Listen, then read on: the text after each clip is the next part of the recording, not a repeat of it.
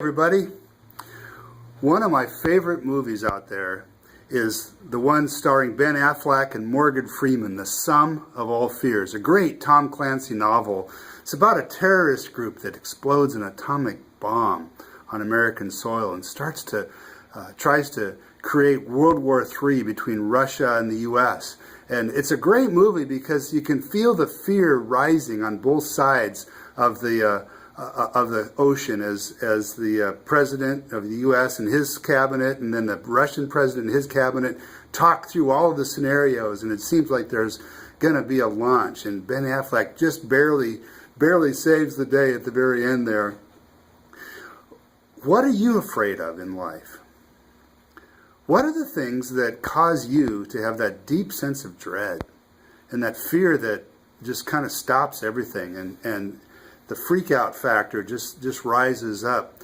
The other day I was listening to a message by Louis Giglio, and he shared about a time in his life when he was suddenly awakened at 2 o'clock just about every morning for about 2 months.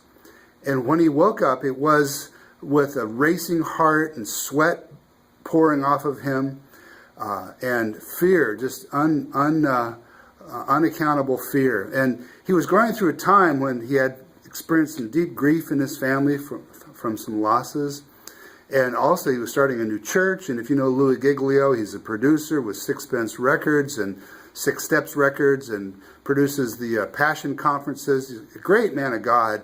And in the middle of these nights, fear found him. And he shares how after consulting doctors and going to the hospital and all these kind of things, that eventually, as it began to subside, it was replaced by a spirit of praise.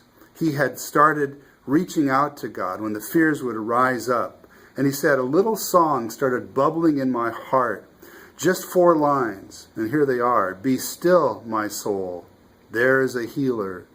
His love is deeper than the sea. His mercy is unfailing. His arms, a fortress for the weak. And then there was this little phrase, I lift my hands to believe again. Have you been in the place of extreme fear? Have you experienced that panic in the night? Psalm 34 is about that. Psalm 34 is a song of David when he was in a very, very dangerous situation. And he writes about God's rescue from the situation and the erasing of the sum of all fears. And this weekend at Bethel Church, we're going to be talking about that psalm, Psalm 34. How do I address the fears that rise in my life? How do I handle it when other people that are close to me are experiencing perhaps a panic situation, maybe a panic attack? We don't know how bad it was for David, but we do know that our hearts and our minds can tell us that there's danger when perhaps there's not.